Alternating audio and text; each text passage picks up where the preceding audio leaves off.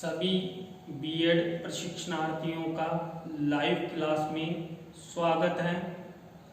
आप देखिए, जो आज हमारा जो आपका पेपर है समावेशी विद्यालय का निर्माण, उसकी जो थर्ड यूनिट है उसके अंतर्गत आज आपका टॉपिक रहेगा समावेशी कक्षा कक्ष में आंकलन या मूल्यांकन। देखिए, आप सभी जानते हैं कि जब कोई भी शिक्षण कार्य शिक्षा प्राप्त करते हैं या कोई सा भी कार्य करते हैं तो उसका आंकलन किया जाता है, उसका मूल्यांकन किया जाता है।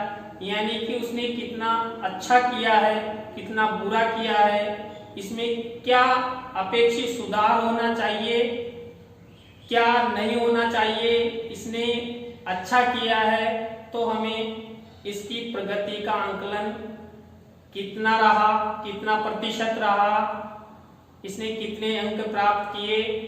तो चाहे बालक सामान्य बालक हो या समावेशित बालक हो, सभी का आंकलन जरूर करना चाहिए। अब देखिए, जो हमारा टॉपिक है समावेशी कक्षा कक्ष में आंकलन मूल्यांकन। तो देखिए, समावेशी कक्षा कक्ष में आंकलन या मूल्यांकन का क्या योगदान है। जो आंकलन और मूल्यांकन होता है उसके माध्यम से हमें जो समावेशित जो बालक हैं उनके बारे में जानकारी प्राप्त होती है और वो बालक है हमें किस तरह अपनी प्रगति दिखाता है उसके बारे में जानकारी मिलती है।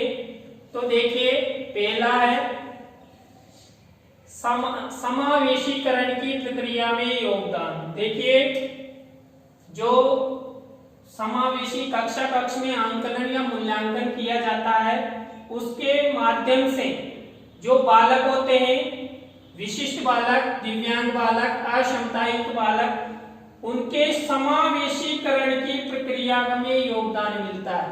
यानी कि हमें पता लगता है कि आंकलन के द्वारा जो विशिष्ट बालक है, दिव्यांग बालक है, वो कितना कक्षा के अनुरूप समावेशित हुआ, उसे कितना ज्ञान प्राप्त हुआ, वो वास्तव में इस कक्षा कक्ष में रुक सकता है या नहीं रुक सकता, या उसे ज्ञान प्राप्त हो रहा है या नहीं हो रहा।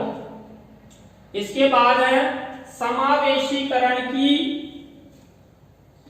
प्रक्रिया में अवरोध। देखिए, जो आंकलन और मूल्यांकन होता है वो समावेशीकरण की प्रक्रिया में अवरोध भी होता है।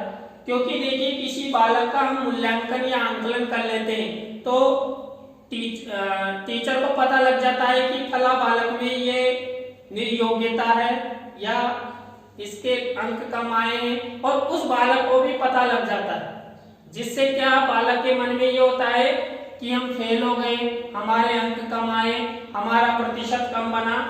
तो इस तरह वो बालक आगे जो शिक्षा ग्रहण करेगा वो नहीं करेगा।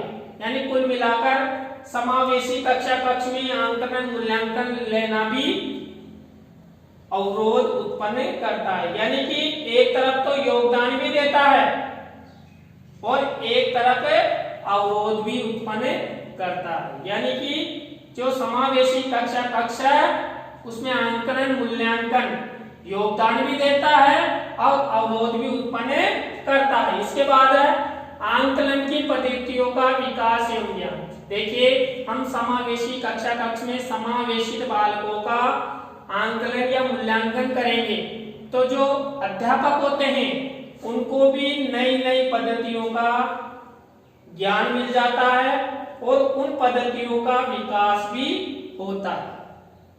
क्योंकि देखिए, आप हम किसी दिव्यांग बालक या विशिष्ट बालक का आंकलन या मूल्यांकन करेंगे तो हम भी अध्यापक ये सोचेंगे कि इसका किस विधि के माध्यम से आंकलन या मूल्यांकन किया जाए, जिससे कि सटीक हमें इसका आंकलन या मूल्यांकन का पता लगे।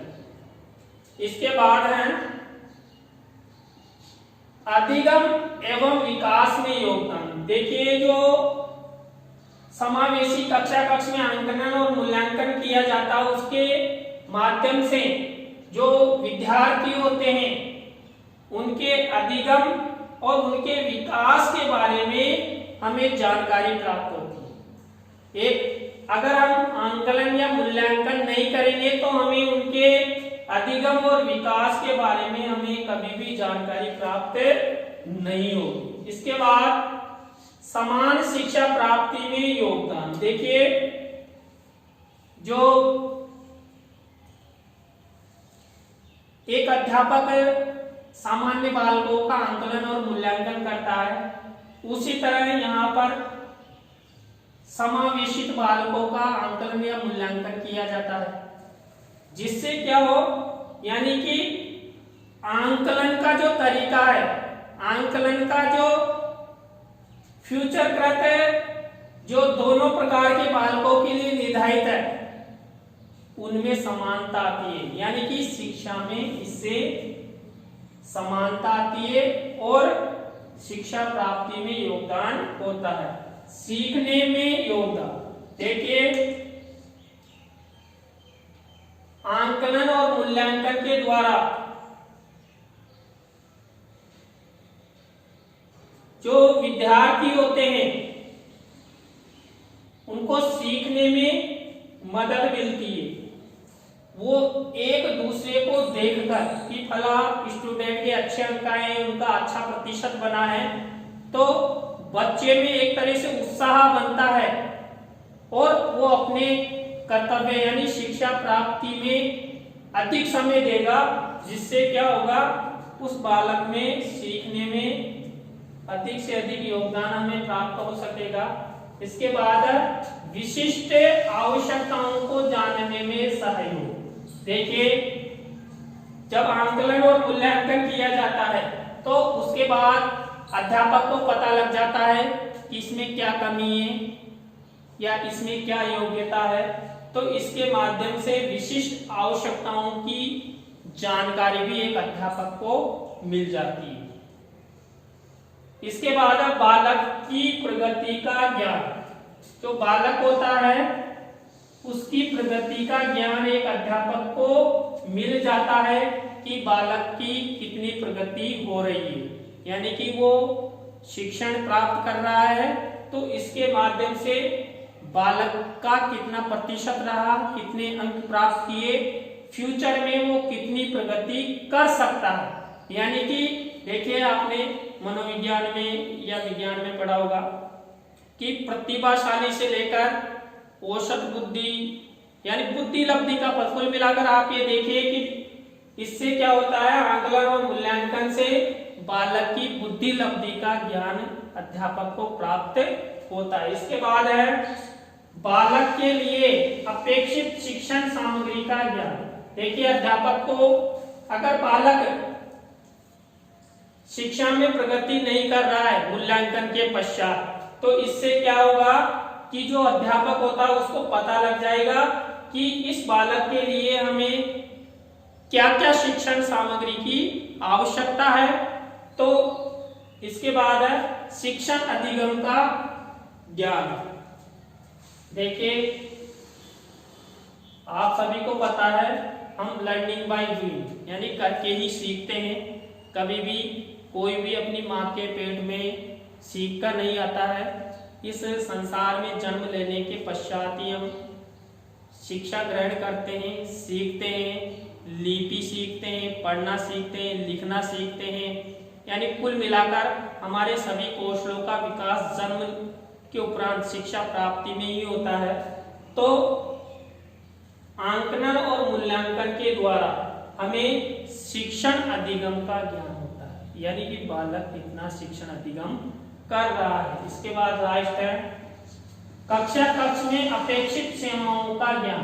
देखिए, कई बार हम आंकलन और मूल्यांकन तो लेने चल देते हैं, लेकिन कक्षा कक्ष में सुविधाएं ही नहीं है। तो आंकलन और मूल्यांकन का प्रभाव जो कक्षा कक्ष में अपेक्षित जो सेवाएं होती है उन पर भी पड़ता है। तो देखिए, जो आज का हमारा जो टॉपिक था समावेशी कक्षा कक्ष में आंकलन मूल्यांकन, इसका क्या योगदान है इसके बारे में हमने ज्ञान प्राप्त किया। कल फिर नेक्स्ट क्लास में हम आंकलन और मूल्यांकन यानी कि समावेशी कक्षा कक्ष में जो बाधाएं हैं, हमें कौन कौन सी बाधाएं मिलती है कक्षा कक्ष में या आती है, उसके बारे में अध्ययन करेंगे। Thank you, bye.